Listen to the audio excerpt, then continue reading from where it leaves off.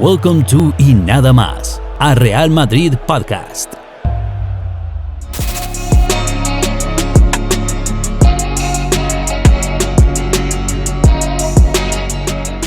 All right. Hello, everybody, and welcome to Y Nada Más, a Real Madrid podcast. I am your host, Eric Rivera.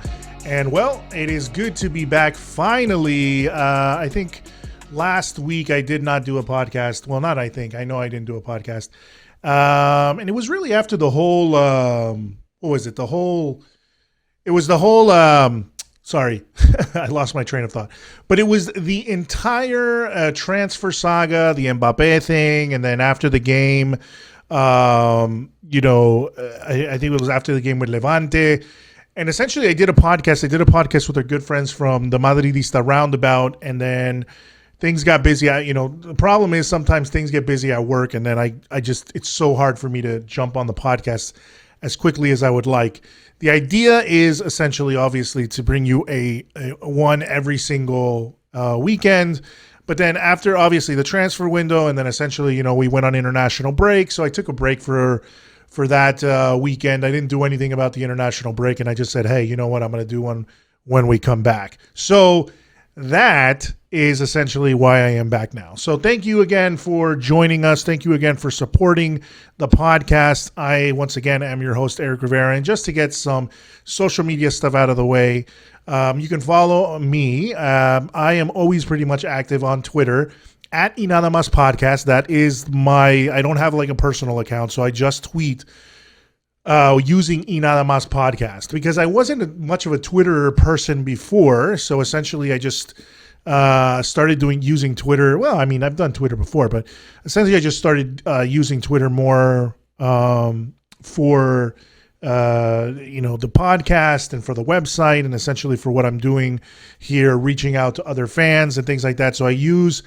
Y Nada Más Podcast essentially as my Twitter. That is what I use it for. On Instagram and on Facebook, I have like a personal account, but you guys are not going to get access to that.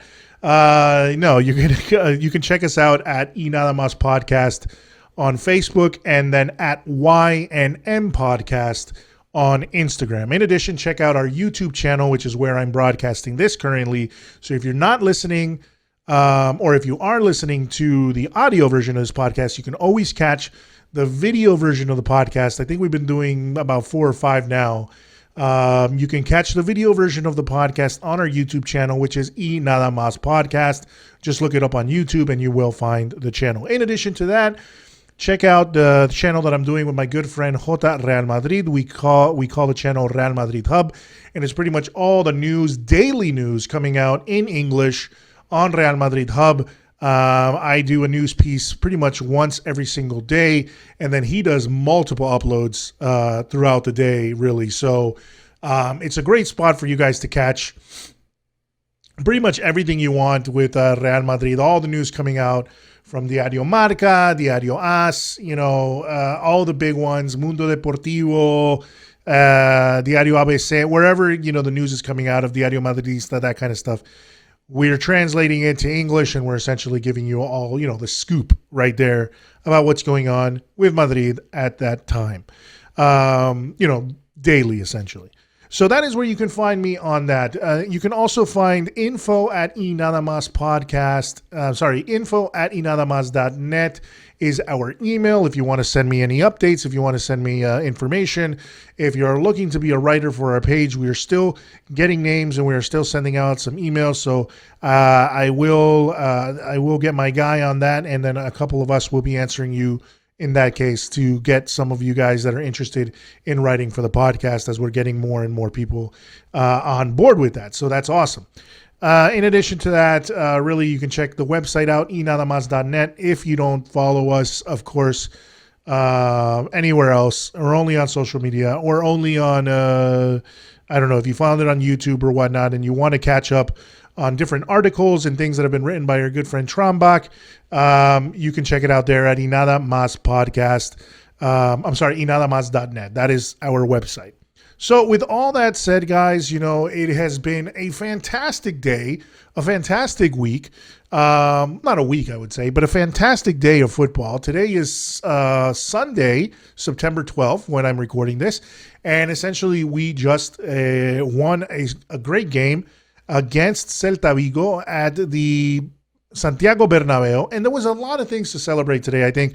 There were some things, obviously, there's some things that are, of course, worrisome, but there are some things that essentially made us all very, very happy. So, going back to the Santiago Bernabeu was a huge deal, was something that made us all very happy.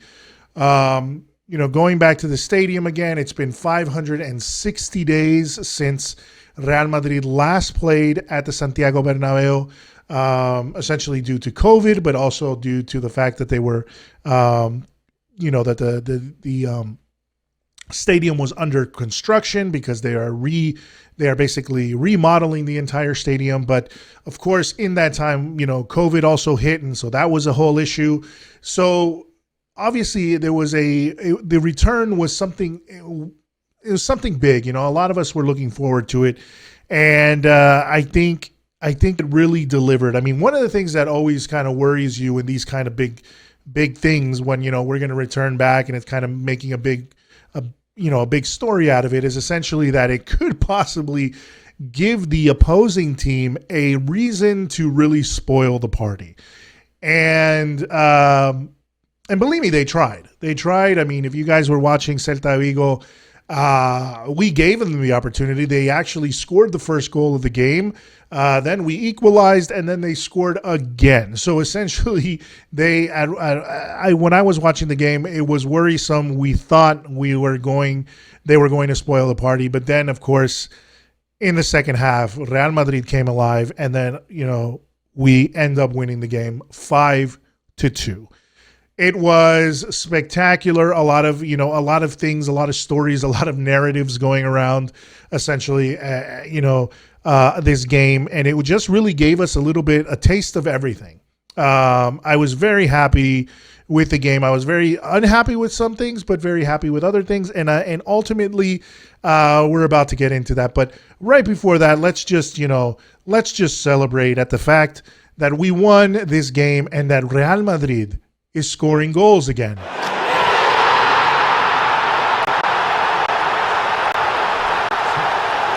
So yeah, I mean, spectacular. Absolutely spectacular. Great stuff, seeing Real Madrid scoring goals again. I think there was something that we would see on Twitter all the time, which was essentially we would see it, when was the last time Madrid scores goals? When was the last time we score more than one goal or get a goal in the first half or really run up the score line? Something that we were used to seeing. I mean, I remember, actually, speaking of Celta Vigo, I remember a game. Oh, man, when was this game? It was like I have one of the desktops, the wallpapers as my desktop on the computer. But essentially, it was like, I think it was 7-2 that we scored, and I think it was a spectacular game, and it was also against Celta Vigo. It was when Cristiano was still here, so obviously it's before 2018, 2017, I believe it could have been, but so let's get started. I mean, going into this game, there were a lot of things, I guess. There are a lot of things that are still kind of up in the air. Essentially, David Alaba, actually was injured during the international break, playing for Austria, so he was not going to be available. Ferland Mendy has recovered, but he wasn't available for this game. It was said he was going to be, but he was not available. He didn't even feature on the bench, so hopefully there's nothing serious, or he didn't fall again. I mean, sorry, it didn't not fall. He didn't have a issue with his or a re-injury or anything like that, because he wasn't even featured on the substitute list. So essentially, he wasn't even on the bench. But hopefully, it seems like he's getting back into shape, and along with Kuros. Then Gareth Bale actually got injured apparently in training, so he's out. Which is, unfortunately the story of Gareth Bale throughout much of his career. Injuries have played a factor, and he did spectacular during the international break. So Hopefully he's on the mend and he can get back as quick as possible. But, so there was a lot of different things going on there. And, of course, we're waiting on different players to make their way back. But Modric featured again, and it was actually a great game for Modric. Because he we'll get into it a little bit later, but he essentially, as he came off the pitch, Santiago Bernabeu finally with fans stands up, gives the guy a standing ovation. I mean, essentially showcasing everything they love about Luka Modric. And I think a lot of this past season, essentially away from the fans, that last season that he put so much effort into the game. Him and Toni Kroos actually, pretty much bending over backwards, playing an insane amount of minutes, looking so talented. I mean, just showcasing his talent, looking so incredible in that past season that he really did.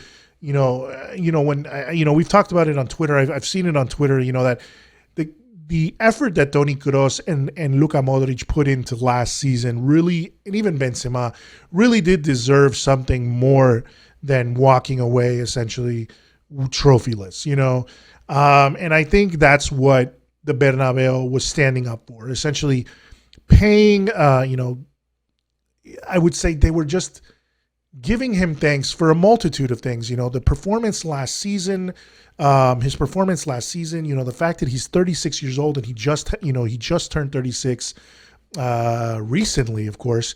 And the fact that he's still playing the way he plays, I would say taking the pay cut that he took, renewing for another year, all of that stuff, the things he said about Real Madrid, the Madridista that he is, I think he really deserved that. I mean, and I'm coming from somewhat of a biased spot because I am a huge Luka Modric fan, and if you guys are just tuning in and listening now, he's probably, I would say, my favorite player on Madrid right now. He's been my favorite player for years now. I mean, my son is 5. I'm sorry, my son is 6. I named him Lucas after Luka Modric because of the fact that when I told my wife that I wanted to name him Luka, everybody thought it was a strange name, at least for here in the United States. And I wanted to spell it exactly the same with a K and everything. But we, decided to go with the Hispanic version of Luka, which is Lucas. So that is why my son is named Lucas. And, it's after Luka Modric being a phenomenal player, one of my all-time favorite players. And I'm just so, it kind of hurts me to kind of think that this might be his last season at Real Madrid, or it could be his last season at Real Madrid, that we are really seeing possibly the final season of Luka Modric at Real Madrid. The final season, we know that it's going to be the final season of Luka Modric with Croatia. I mean, he will play with them in the World Cup, I think. I'm not 100% sure about that, but I think it's something that is coming to an end as well. And he's just such a phenomenal player, and that standing ovation really was something nice to see from the fans. And I swear, if I was in Madrid, which, my goal is to go to Madrid this year now that hopefully, COVID and all this stuff that's going on is winding down, but essentially, or hopefully winding down, and there's no more variants or crazy variants pop up. But my goal is to really head to Madrid this season and see, the team and see them play, and hopefully catch Luka Modric before he retires, because that would be huge for me as a huge Luka Modric fan. So starting with the game, going back to the game, obviously that was something that happened during the game, and we'll talk about a little bit why in a second. But so the game starts out. And really, the one thing that I think is worrisome about this, about Real Madrid as of late, and worrisome from what we've been seeing right now, is the fact that it's very much Carlo Ancelotti, and the fact that we score a lot of goals. So he's basically turned this team once again into a team that's very, very focused on attack, a team that's very, very focused on scoring goals. He's definitely getting the best out of the players when it comes to the attack, and that is something that we absolutely love. But the other side of the equation is with Carlo Ancelotti's style of football and his style of being very, very attacking minded, losing the likes of Sergio Ramos and Rafael Varane has been very visible. I mean, we played against Levante. We got we conceded 3 goals. Now we played against Celta Vigo and we conceded 2 goals. And this was a Celta Vigo that had not been able to score, as of late. And so them getting those goals was obviously an issue. We're going to play Valencia, who just put 4 goals past Osasuna today. They are looking solid. They have not lost the game. So, it's very important that defensively we become more sound. Eder Militao looks nothing like he did last season, at the end of last season. Who knows if it's because when a player is under pressure, knowing that he has to perform because, he is the second in command, or essentially he's second on the chopping block, or not on the chopping block, but second in the pecking order is what I was trying to get at. He's not the starter. He is trying to prove himself. But now that essentially the way everything is structured with the team, it's Nacho and Militao as pretty much the starters.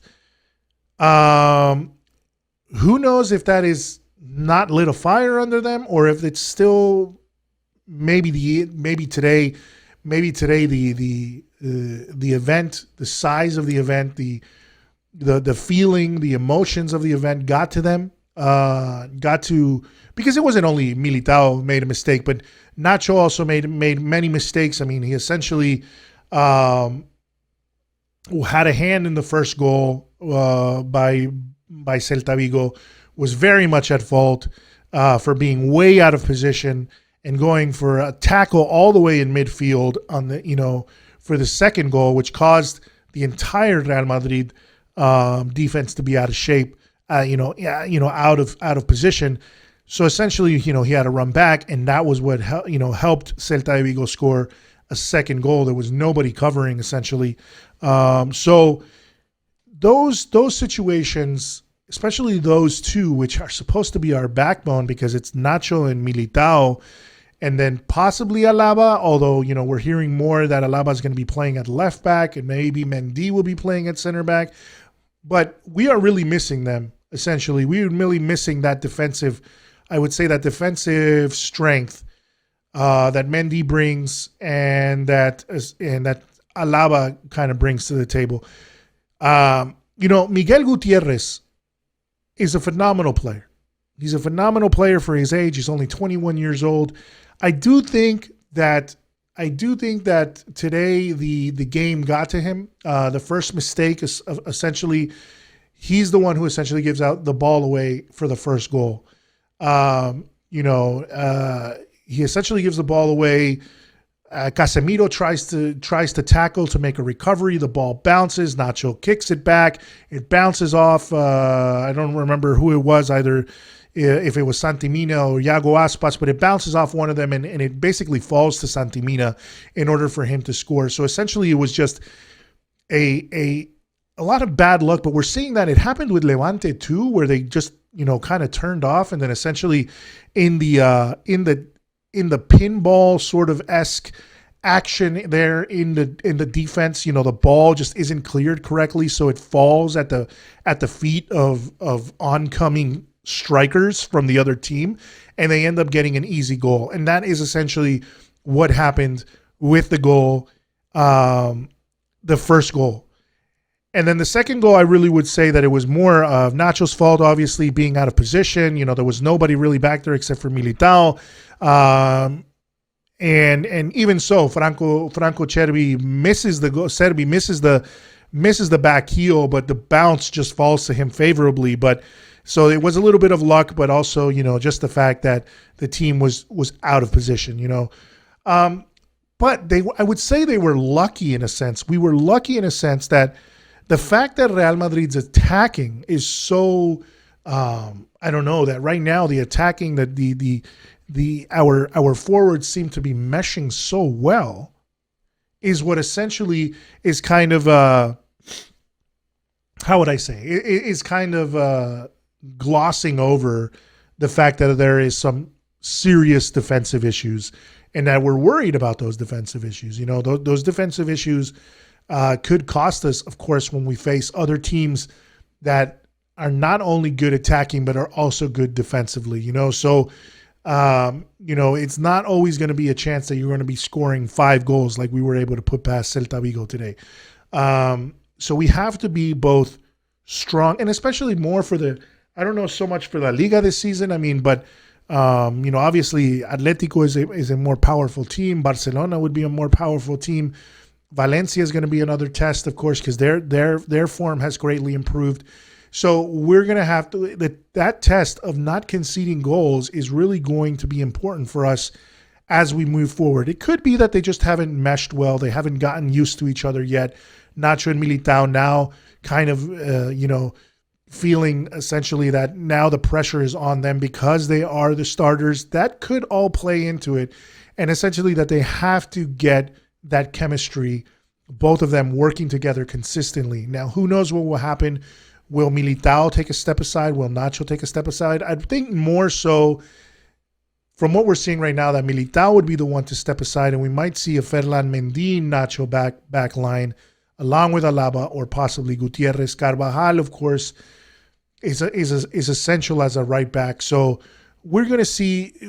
It's going to be interesting to see how the defense plays out this season, but it's going to be very important, and we can't stress the importance of that enough, is essentially that back line has to start fixing up these errors, because when it comes to the Champions League, we cannot afford to be giving up goals like that. Especially, we're going to be playing Inter on Wednesday. That's, their last season's champions. Yes, they don't have Lukaku now, but they still are a quality team. So we cannot give up dumb goals to the likes of Inter. We were able to beat them last season with the team that we currently have. So I could see us still being able to get one up on them, but still, you just don't want to be giving away these things. We don't want to be giving away dumb goals. If somebody scores a screamer that there was really no way for you to get to it, that's one thing. If they're on a breakaway, they a beautiful pass or something all the way, let's say from the defense, or they a beautiful through ball or something, and they're just running at you. There's some things that they're hard to stop from happening. But in this case, every single goal we conceded has been a goal that did not need to happen. Versus Levante, we had the same situation. We had goals that did not need to happen. Just defensive, falling asleep defensively. But the other side of the coin, of course, is that the attack has been phenomenal. The attack has been phenomenal, and it has all been really on the shoulders of 2 guys so far. Definitely Benzema and definitely Vinicius. Let's talk first. Obviously Benzema's first goal, and there are other aspects that are playing well. Valverde is definitely showing another level. He's definitely showing that our midfield, to make a side note here, is our midfield is looking, with the likes of Modric. Casemiro did look tired today. He did look out of sorts today, to be honest with you. But Valverde is definitely coming into his own. What a phenomenal player that he is. And he essentially, his pace, his drive, his passion for the team. He's essentially, we have players, and this is the great thing about Madrid that I think that is very much, I think, ingrained in the way many Madridistas look at the players that are on our team. And the thing is, we see the players on our team as what is just as important as them being skilled players, is players that give it all for Real Madrid.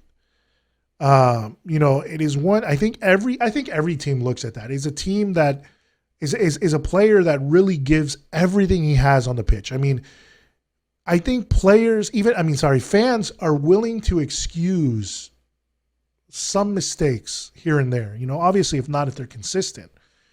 consistent mistakes, because that shows a lack of focus, just a lack of skill could be. But I think we as Madridistas are willing to give players a benefit of the doubt if we see that their dedication, if we see that they just supposedly, their dedication, their passion, their commitment to the crest, their commitment to the shield, their commitment to, the jersey is just huge, that the commitment is there, that the commitment is, how would I say, unrivaled. They want to be there. They want to try their best. They feel terrible when they lose. And I think we just have such a solid core group of players that have instilled that Madridismo into Real Madrid. The likes of our backline, the likes of our midfield, guys like Casemiro, guys like Modric, guys like Toni Kroos. Just hearing them speak, the Madridismo, they just have it in them. They love the team. They're willing to do everything for the team. Benzema is another one that is an absolute leader. Sergio Ramos, before he left, and you could say, yes, he left for money or whatever, or whatever what happened was, but he was a player that gave that to the rest of the squad. Nacho has that. I believe Lucas Vázquez, of course, has that. Carvajal has that. We have a lot of players that exude that, They just have that in them. And it is fantastic to see that some of our young guys definitely have that, which is why I'm saying Valverde, his run to get the ball, his pullback, his pullback to get to Benzema in order to score the first goal, essentially was the reason that first goal could happen and we could get that equalizer. It's that dedication, it's that passion that he has. It's that what we've seen, dropping to his knees even and yelling and screaming and celebrating a goal that he didn't even score. We've seen that from him. We're seeing that from Vinicius. Vinicius is a player that has been hot and cold for many of us Madridistas. Part of us were like, yes, we want to have confidence in him because when he shines, he shines. But then he was inconsistent, and there were times where he would just be frustrating to watch, But, and I was even one of the ones that criticized him. I was like, how long? And I think you can go back to some of my podcasts, and I would tell you, I'm going to be honest with you. I have to own up to my mistakes. I have in past podcasts said, how long is Madrid willing to wait for Vinicius for him to reach the potential that supposedly everybody on the team saw for him? There were obviously reports. Now, we don't know how to take these reports, but there were reports from El Chiringuito and different places saying that many people within the Madrid locker room felt like Vinicius was never going to be a star, like was never going to reach that potential. But to see what he's doing now, and how he's played, he's essentially right now, I think, what is he, the top goal scorer right now for Real Madrid and also for La Liga.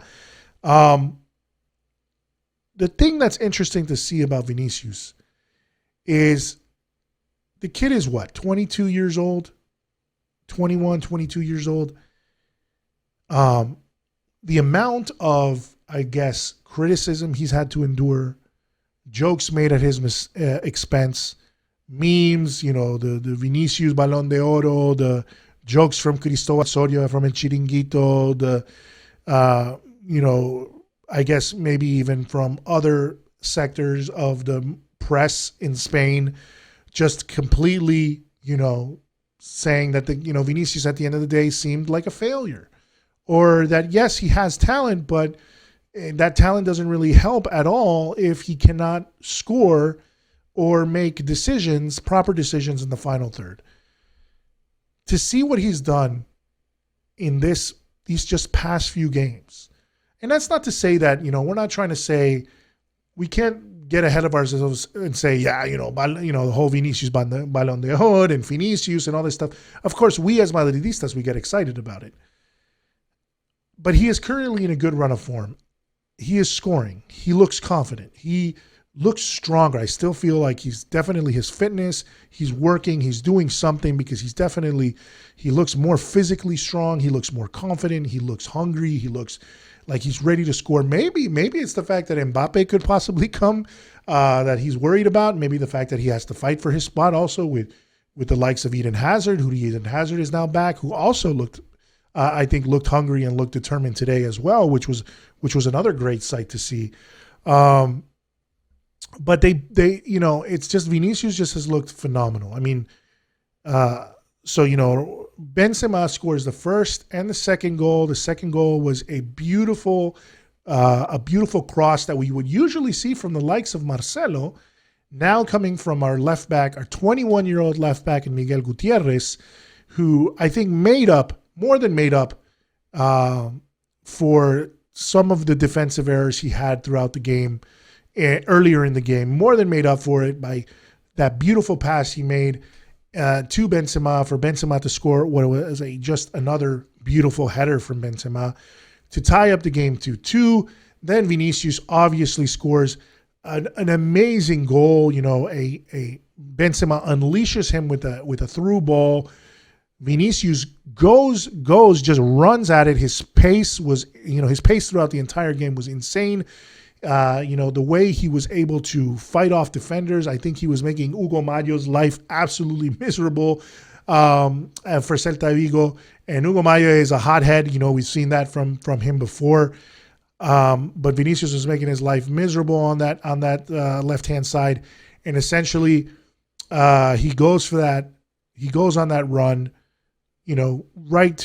all the way to the defense, and basically very calmly slots the ball past the keeper, something that we would maybe not have seen in the past. He would have gotten nervous. He would have gotten maybe tried something else, maybe one more dribble than he needed to, one more enganche, one more play, one more one more trick up his sleeve in order to get past the goalie. But no, a lot of the things come from what we have already heard, which is that Carlo Ancelotti has told him to not worry so much, not dribble so much, not worry, 1-2 touches and then go for the goal.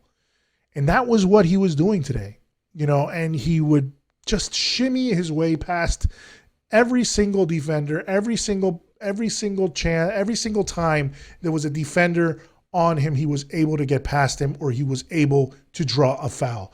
You could see it in the morale when he gets the final penalty.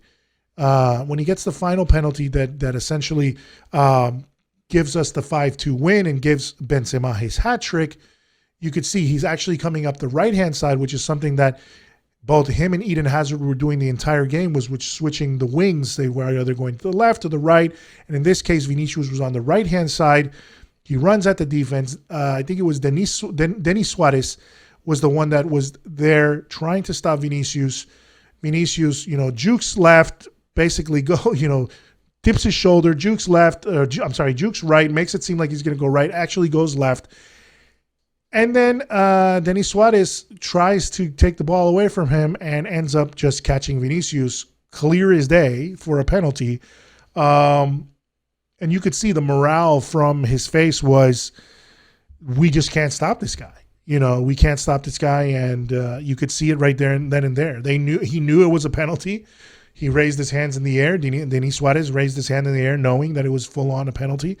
And Vinicius knew he won that penalty. And then Benzema slots it home, gets it the hat trick.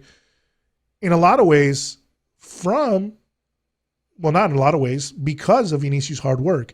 And this is going back to last season when there was that conversation between Mendy and Benzema, which I think could have, for many players, might have broken some players, It could have broken some players where they felt like, the leader of the team or one of the top players in the team, one of the top strikers in the world, doesn't trust me enough to even pass the ball to me, which happened a lot during last season from Benzema, where he definitely did not. There were times where it didn't seem like he was confident whatsoever in Vinicius. The funny thing is, Now he's got 100% faith in him. They're linking up beautifully, and they both are playing off each other. And essentially, in this case, again, Benzema got the hat trick because Vinicius was able to win that penalty. And throughout the game, he was making plays. I mean, it was a phenomenal performance from Vinicius, a phenomenal performance from Benzema. And then also, the fourth goal was a beautiful run, just right down the middle. Amazing work from Luka Modric. He tries to 3-toe the hit the ball with the outside of his foot to score it. It bounces off the goalkeeper, and who runs in at that point is none other than the man making his debut. Not even the man, the kid making his debut. 18-year-old Eduardo Camavinga had just jumped in, and he scores a goal on his debut. So it was just a phenomenal end to what started out sort of iffy. I would say it started out shaky. Once again, the 5 goals that we scored should not gloss over the fact that there are defensive issues that need to be fixed. But the fact is that coming from a season where where Real Madrid could not score goals. And this is what I was telling you guys last season. I mean, if you guys listened to my podcast last season, I was saying, Benzema had nobody else scoring goals for him. I mean, it was either Casemiro or Sergio Ramos at that time scoring goals. There was no help from the wings whatsoever. It was just a strange, messed up season full of injuries, full of COVID situation, playing without the fans. There was a lot of things going on. The players that were expected to shine were not shining. Essentially, guys like Vinicius, essentially Rodrigo being injured, Valverde was injured. Marco Asensio has not found his form. All these guys that were supposed to be the new blood were not getting goals, were not pulling their weight or assisting the way they needed to. And now we're seeing the opposite end of that. We are now starting to see goals coming from every direction. We are starting to see goals coming from Vinicius. We are starting to see goals coming from Benzema. Now we had Camavinga. There are goals coming from a lot of our players, from Bale. There were goals coming from our wingers, which needs to happen in order to assist somebody like Benzema, who is always picking up the bulk of the scoring situations. But him getting, Vinicius making these plays and getting into positions that can make things rough for the defense and allow Benzema to get into space and score, or find space and score, giving the defenses things to think about. Because what was happening last season is that I think as teams realized that Real Madrid was going through a rut and was not able to score, and that the only person they really needed to cover was Benzema, because the whole strategy at that point was cross it to him or feed it to him, or if the wingers get it, they're going to lose the ball, they're not going to be able to score, and what they're going to try to do is cross it into Benzema. It became predictable in a sense, And what we're seeing now is that those players are finally responding. Those players are finding I don't know, could it be Zidane? I mean, I think Zidane was doing everything he needed to do. I mean, the team did amazing things last season, regardless of the fact that they were suffering through injuries. Now the guys look healthy. Now they look motivated. It seems like things are back on track. Maybe it was an injection. Maybe they did need an injection of somebody new. Maybe they did need that, that break away from things, from Zidane's tactics or whatever. Not to say that Zidane was bad. I think Zidane was absolutely phenomenal. I think for me, it was like the bigger picture was, again, that there was so much extracurricular stuff going on, injuries and problems and just players not playing well and not in form. Maybe they needed a breather. They just needed something new, and Carlo Ancelotti is bringing something new. whether that's, his way of behaving, whether it's his way of coaching, whether it's his man management, whether it's the fact that he brought in, Pintus to come in and be train these guys and be on top of them, all of those things could essentially be the reason that we're starting to see everything mesh well. But it's also because they're healthy, It's also because they're healthy. Injuries are a thing of the past. Not a thing of the past. I mean, we still have players that are out due to injury, but, some of those things are kind of have gone away a little bit, or at least seemingly feel like they're going away.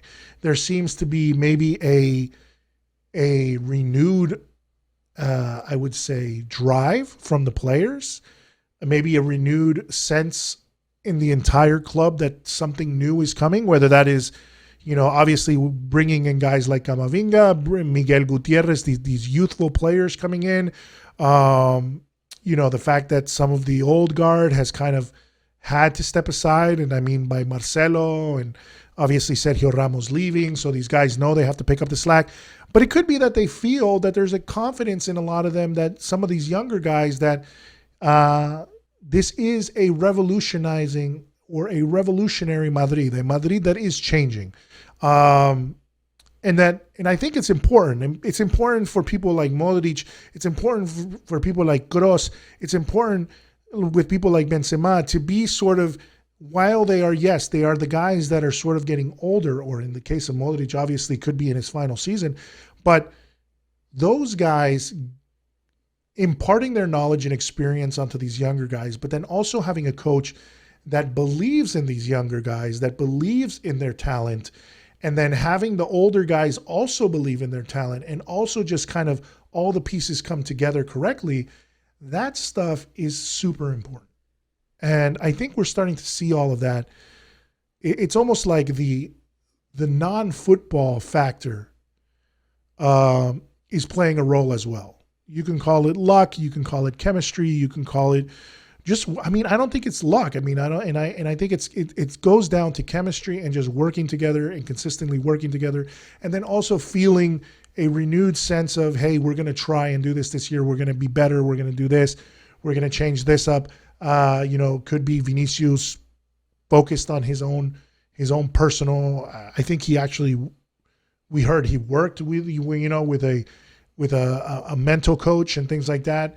We've heard those different stories from players that have worked with mental coaches and things like that in order to maximize not only their physical abilities, but also, be able to deal with the pressure. And it seems whatever it is, it's working. These players, they look, Vinicius looks phenomenal. Benzema, he looks like he's the best he's ever been. Modric, of course, the exact same thing. Kroos, can't wait to see him back. I think we're going to be even more dangerous with them. Where I think it's going to be the difficult spot, again, is the defense. Look, if we're going to go for Mbappe in January, like if January is the idea is to sign this guy to a pre-contract to possibly bring him sometime in June, I would say that the money that we saved by not splashing 223 million on this guy, or 220 million, or whatever the final number was, really, the fact that we didn't splash all that money on him needs to be invested in bringing in a center back that has some sort of, that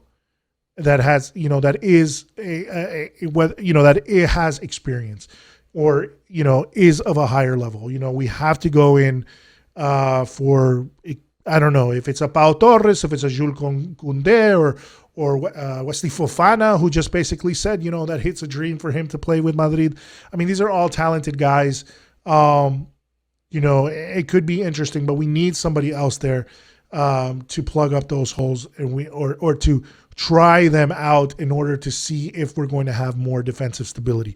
It could be that I'm wrong, though. It could be that, it's too early to tell. And if Mendy does come back and we play him as a center back, and we play Alaba as a left back, and we play with Nacho, and we play with Carvajal and all these guys, and these guys start meshing well, then that our defense starts meshing well and gets better. But right now, it is an issue. And it is an issue, once again, that I repeat, we cannot gloss over it. We cannot just push it to the side simply because Real Madrid scored 5 goals today. Because those 2 goals, it was 2 goals. Those 2 goals could be costly in another situation if you are not able to claw your way back and score 5 goals.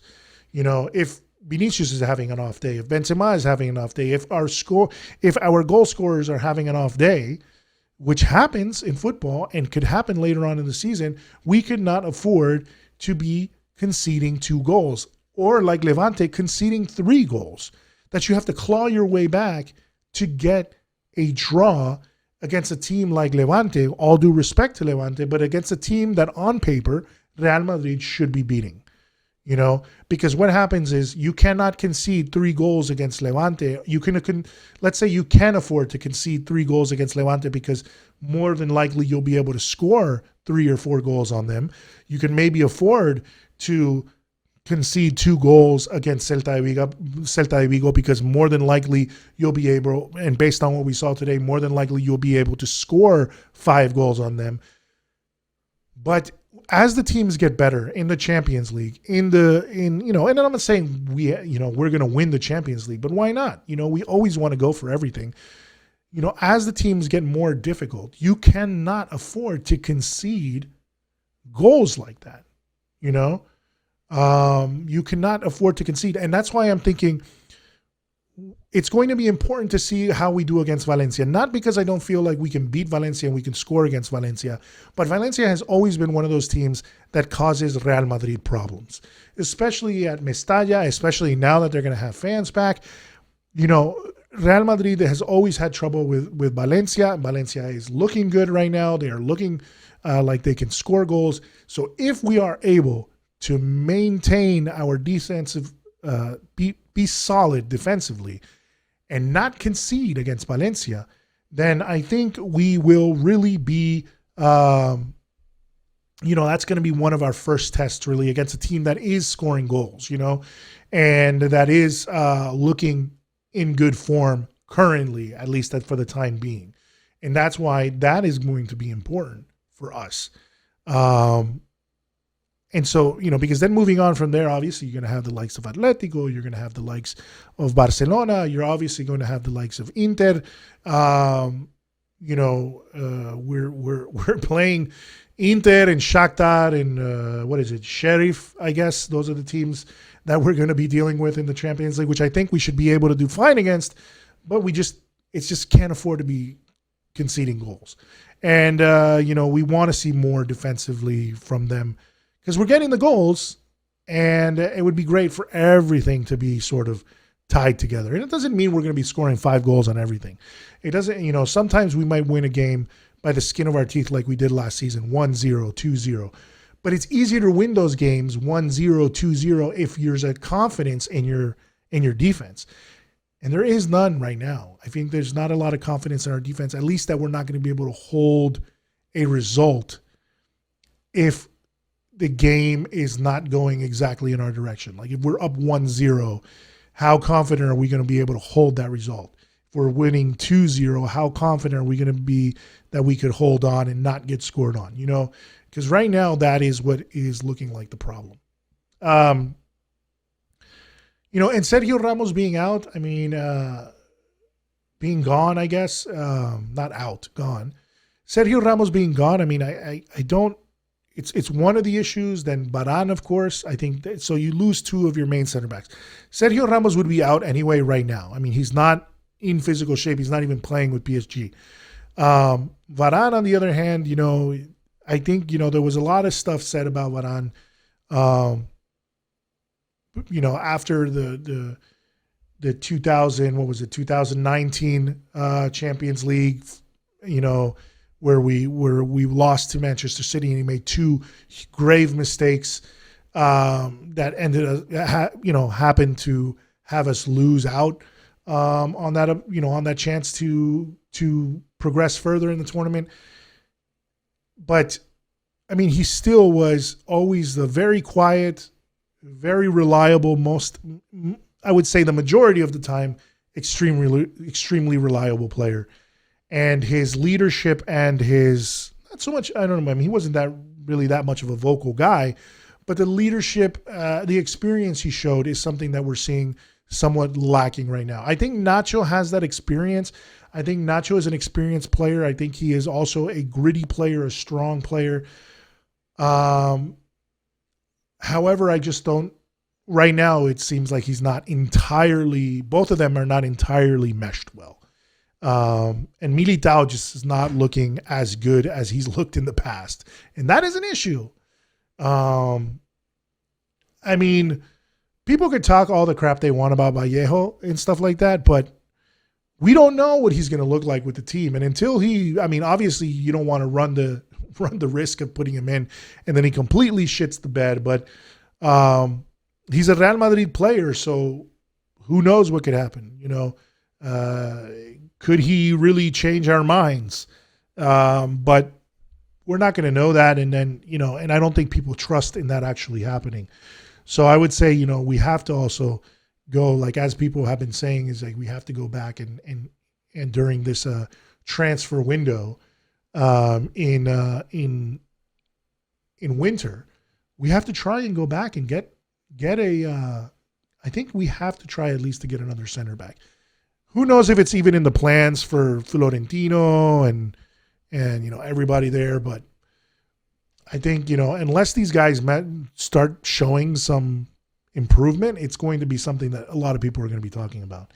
But that's it. That's all I have to say, guys, today. I mean, I really just wanted to talk about the game. It looks, like I said, fantastic. Fantastic by our forwards and fantastic from our midfield. Great to see Camavinga score on his debut. Another player that I'm really happy to see coming to the team. He seems to really, just relish in the fact that he's at Madrid, wants to play for Madrid. He is a talent that everyone has been looking at, and there's a reason for that. So hopefully he continues to grow at Real Madrid. And then, Vinicius, my God, Vinicius and Benzema, I mean, those guys, Valverde, Modric. I mean, we have such a solid team, guys. I mean, yes, we are waiting on guys possibly like Mbappe and Haaland and maybe Pogba coming to the team. But we have a core group of guys that can do it.